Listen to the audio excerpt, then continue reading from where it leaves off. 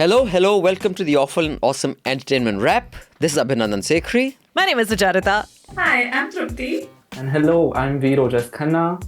And Veer is joining us from, as they say in some parts of the world, LA, but as we say in Punjab, LA. Trupti joins us from Cambridge. We are fortunate to have world famous #1 critic from the world of cinema. It is I. Sucharita, Yes. who happened to be in Delhi. Yes. So I said, let's have someone who understands cinema for once on the show so we don't keep getting trashed that Rajshri and Abhinandan just spread fake news or make uncle jokes, or Rajshri spreads all sorts of misinformation like Ramdev that cycling causes testicular cancer kind of shit. Testicular cancer. So today we will have actual informed... Cycling causes testicular cancer. That's a good one. Nice. We will have informed takes on cinema. So this is a part of the special episode where we had that quiz that went out and we had 2 subscribers who joined us week before last or the week before that. And we have 2 wonderful subscribers joining us today. First of all, let me thank all of you who participated. Let me especially thank Trupti and Veer for being subscribers, and congratulations for winning. And my sympathy for getting such a shit reward that you get to co-host this with us. But that's what we can afford right now. I will let our hosts and co-hosts only tell you what they will be discussing. But before that, I will do what I do best, is try to create resources for our journalists who will be traveling to Assam, Bengal, Tamil Nadu, Kerala and Puducherry because elections are this month. Vasu, Dhanya is actually going to be in Bangalore only, but Pooja is already on the ground. Harita is already on the ground. I think Atul is heading for Bengal or Assam. Vasu is already there. Manisha will be going at some point, I think, next week. Here's a QR code. Here's an appeal. You know what to do. Make sure our journalism is dependent on you and not on billionaires and government ads. You've seen the kind of vile government ads and party ads already coming. We don't depend on those. Do the needful, which is a very corporate way to end an email. Do the needful. Click on the link in the show notes below or scan the QR code. It's election season again. Assam, Kerala, West Bengal, Tamil Nadu, and Puducherry. All these states are heading to polls. But beneath the campaign noise, there are tougher questions to be asked. How will the special intensive revision affect this election? Can the left withstand anti-incumbency again? What role will identity politics play in Assam? Can a movie superstar disrupt the political order? What about West Bengal, where up to 60 lakh voters have vanished from the rolls? And what about the question of full statehood for Puducherry? To answer these questions, News Laundry And the News Minute will be hitting ground zero. And we'll bring you the real picture. Once again, we'll bring you exclusive interviews. Also returning would be another election show. And most importantly, we'll bring you voices from the ground. 5 elections, 5 completely different political landscapes, 1 commitment. To bring you the facts. Help us to tell these stories so that you can make a better and more informed choice. Power our election coverage. We just need your support to cover all these states. Contribute now.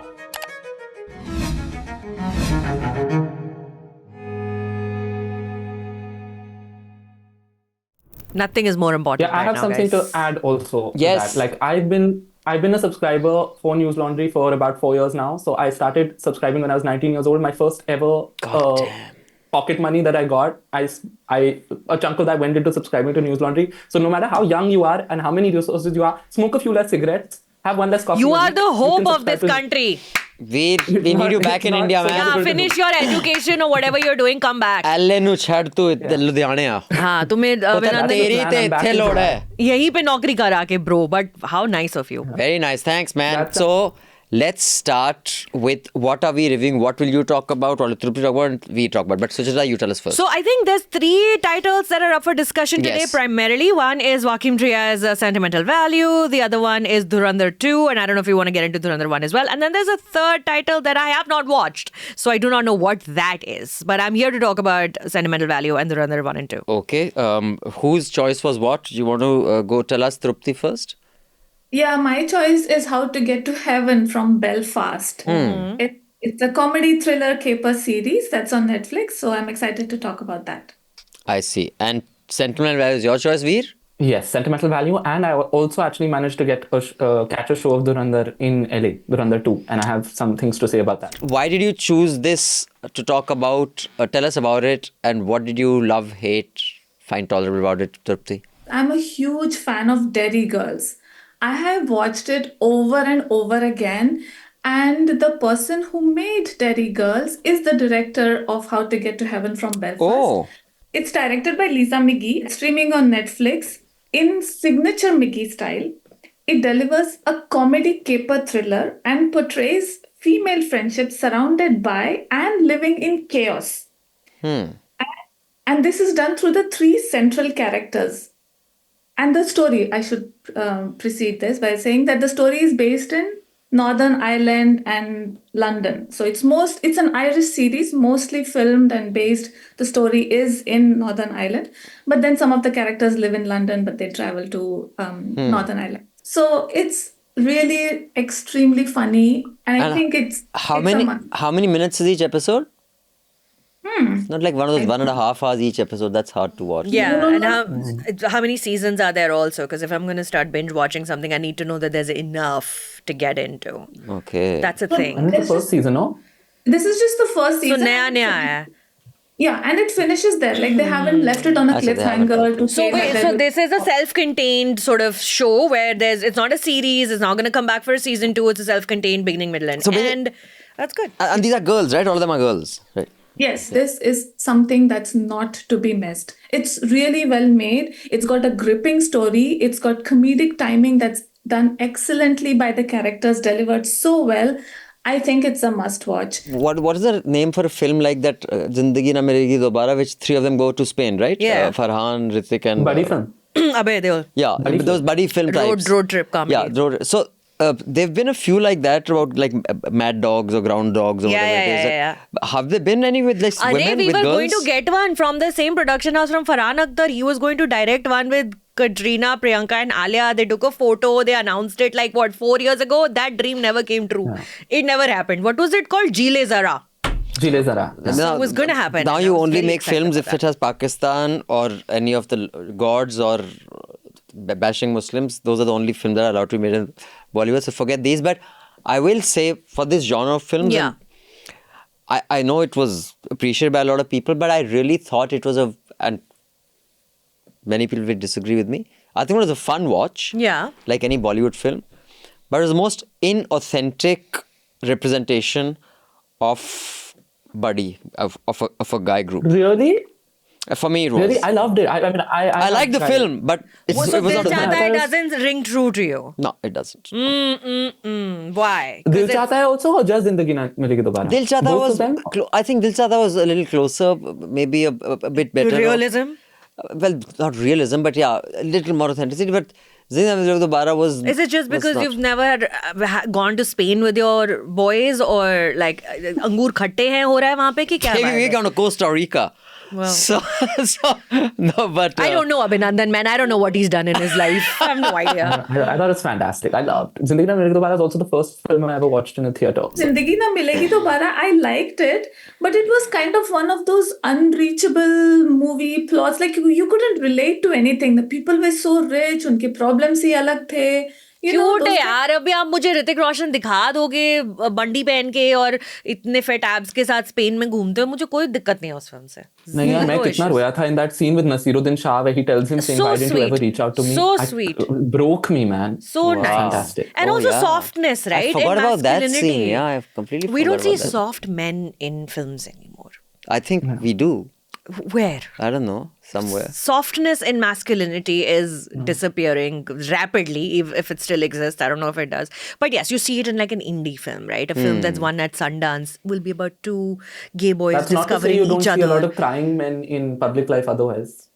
Prime ministers. Yeah, but they cry in this thing also. Like if their mother dies or something, then they cry. Are heroes, the toughest of them, but not for any other reason. So I want to talk about Sentimental Value. That was my pick, and I emailed Priyadi about it because I was just I actually missed I had a free screening for that also at my college. Where they were screening Sentimental Value and the filmmakers came and spoke to like the students and all. Oh, and I missed that that's screening. nice. And I had 3 friends who went for it. And all three of them were like, dude, what the fuck, man? Like, you missed, like, it's an outstanding film. So I made sure to watch it. It was releasing a week later. I watched it first day, first show. And it was just, it didn't leave my skin, man. It's devastating and beautiful and hopeful. It's just one of the best films I've watched. It's my favorite film of last year. It tells the story of this filmmaker and estranged father, Gustav, who kind of tries to reconnect with his daughters after their mother passes away. And their mother and father were estranged. And it tells that kind of from the angle of this house that they live in. And what's really interesting about the film is that when he tries to reconnect with his daughters, they're all artists. So the father's a filmmaker, his daughter's an actor, and he tries to pitch a film to her, and she refuses it. And then really over the course of the film, you kind of, it delves into the deep kinds of dysfunction that exists within that family and how you can try to run away from your family, but you can't really ever escape that they are part of who you are. Like what your family has been is part of who you are. So did you also like it as much as I really liked it. Yeah? It's not my favorite film of the year last year because I saw a lot of brilliant movies last year, but it is definitely up there. It's a very, very good. If I had to make like a list of like my top 12 films of the year, it would definitely be at like number 10 or something. You have heard all that you should watch. Now Sucharita will tell you about something that you absolutely should watch. Properly. 20 different ways you pronounce my name. What did you just say? Sucharita. Sucharitra, you said. No, Sucharita. It's Sucharita or Sucharita? Both are acceptable to me. Okay. So I'll say Sucharita. No, both are acceptable to me. So I'll say Sucharita? Yes, that's fine. I'll alternate. That's fine. Once, you know who yelled at me for calling myself Sucharita? Bipasha Basu. Because she's Bengali, no? So, and the name is Bengali. So she said, your name is Sucharita. I was like, I'm not going to go around and call myself Sucharita when I'm not a Bengali. I'll feel like a damn fake. It's like, you're ruining your name. But most bongs claim everything. Rajshri insists Abhinandan is a Bengali name. It's not. I mean, Sucharita is a Bengali name anyway. My mother picked it up from Tagore's book, Gora. Okay. So that's where it comes from. I have no Bengali genes in my family anywhere. So, is there any Bengali in Dhurandar? Well, I'll just check. They do a lot of commentary on the 1971-72 war conflict. So in a manner of speaking, it goes there. Now you're giving ideas to Aditya Dhar, saying that now make Dhurandar 3 where they'll portray Bengalis as, you know... No, they already I don't think I can give ideas to Aditya Dhar. He's very intelligent, I have to say. But they did. They went to creation of Bengal and all, Bangladesh and all. So Anyway, yes, I he's saw that touched that. press conference of his and I almost vomited. What Where was he saying? They said that you are, doing propaganda for BJP. Do they need a small film like Dhurandar when they have built the Ram temple? Modi ji has done. I was like, fuck, man. How do you face anyone? I mean, how low must your self-esteem be, man, to grovel like that? Anyway. But I can't really imagine how these people are in such a chokehold under this administration. I can imagine, dude. But why you with all the money and the clout and you can say anything, be fearless. Instead, you go and make all these movies, you attend RSS centenary celebration functions. I mean, it's so ridiculous. And which would be okay if ideologically you believe that. I know a lot of people who were of a certain disposition, no matter which government was in power. Many of these chomus I know personally, whose allegiance just shifts depending on who's in power. But I don't think Aditya Dhar is one of those. Enough about him. Let's talk about his film, which I haven't yet watched.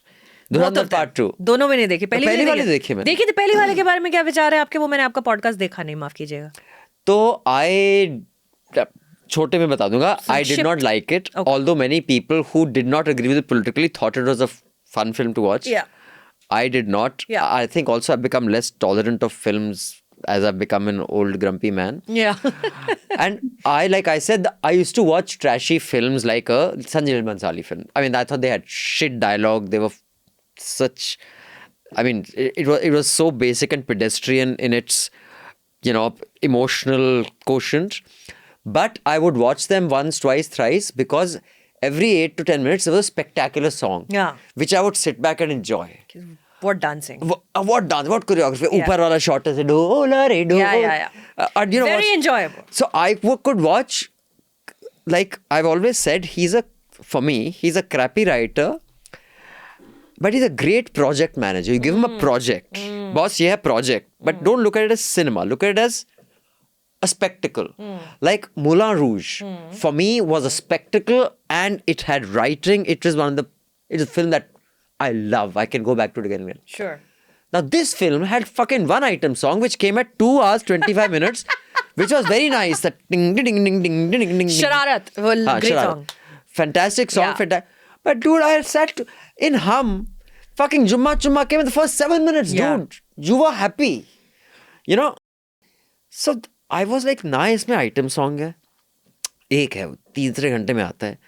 तो भाई, मुझे तो बड़ा irritation हुआ उस film को देख के. And I found, I mean, again, they said it's very smartly done propaganda. I think it is so obvious. It could not have been and more it's so obvious. My stupidly God. done. Can I tell you an anecdote about Dhurandar 2 that just happened like 4 days ago as I landed in Delhi? I was sitting in an Uber and I had to change my destination mid-ride from Gurgaon to somewhere else and I was like, Bhai Sahab, is it okay if I do that? If not, I can cancel this and get into another car. No problem. I understand. This is my change. He said, no, madam, it's okay. आप change कर दीजिए. Whatever. So then I was like, अरे यार ये change कर दिया. वहाँ तक 750 आ रहा था. It's a long story, long build up. वहाँ तक 750 आ रहा था. यहाँ पास में जाने 550 आ रहा है. I don't understand. He said, madam, इतने पैसे तो सरकार ले लेती है. हमें तो 200 रुपए मिलते हैं सिर्फ. So I was like, अच्छा, sorry भाई साहब, आपको जितने लगेंगे आप ले लो. And then he started talking about सरकार की परेशानियाँ. And then he just suddenly came on Dhurandar 2. And he's like, but हमें धुरंधर दिखाए जाओ तुम लोग. And I was like, हाँ, tell me more. कह रहा मैडम, first वाली was very nice. दूसरी वाली में इन्होंने demonetization दिखा के गलत कर दिया. मैंने 2 बार वोट दिया है सरकार को, बट हम इतने परेशान हैं, हमारे टैक्स बढ़े जा रहे हैं, खर्चे बढ़े जा रहे हैं, इनकम बच नहीं रही है. Here it's too obvious. A lot of regular folk are saying, dude, this is ridiculous. So people who are actually like BJP supporters and have voted for them in the past, those people are also saying that this is the propaganda. Film critics, the relationship with them and filmmakers has always been a bit problematic, but of late it's become ridiculous. And I don't know why filmmakers have such insecurity and they lash out, or anyone who's in the public sphere. Like you know, whether it is, I have to say, if I can trash News Laundry, like my journalist friends who would, when you start News Laundry, oh, why are you saying this about us? Why are you saying this about me? Why are you saying this about so and so? I think it doesn't mean I hate you. I mean, fucking get on with it. And I remember, I've told this story on Awful and Awesome before, but uncles are allowed to repeat stories. I've told a story about when I went to cover the music launch of Kareeb. Kareeb and Vidhu Vinod Chopra. Vidhu lashed out at me. I was, I think, 20. I'm a fan. मैं fan हूँ. Abhinandan. Yeah. Thank you so much. Have I told you about this? Yes, I think you mentioned it the last time I was here, if I'm not mistaken. But I've heard this story. But it was like he was an outlier. No one else. And even though he did that, his brother, what was his brother's name? Was the producer, all Vidhu's... Veer Chopra. He comes and he says, yeah, I'm really sorry. You know, Vidhu goes off. You say what you want. You write what you want. You do what... Yeah. So I'm like, dude, now they are so thin-skinned. Vidhu is also married to a film critic. Exactly. He's married into this thing, yaar. But now they are so thin-skinned that they just... Oh, these people know nothing. They know nothing about filmmaking. They know nothing. Dude, you fucking know nothing about politics. I say, shut the fuck up. Just because you don't know anything about anything doesn't mean you shouldn't be allowed to speak. If subject expertise was, or having done that, was a criteria for speaking, no one who's in fucking Bollywood should fucking say a word about anything. Shut the fuck up. You guys are all fucking dumb fucks.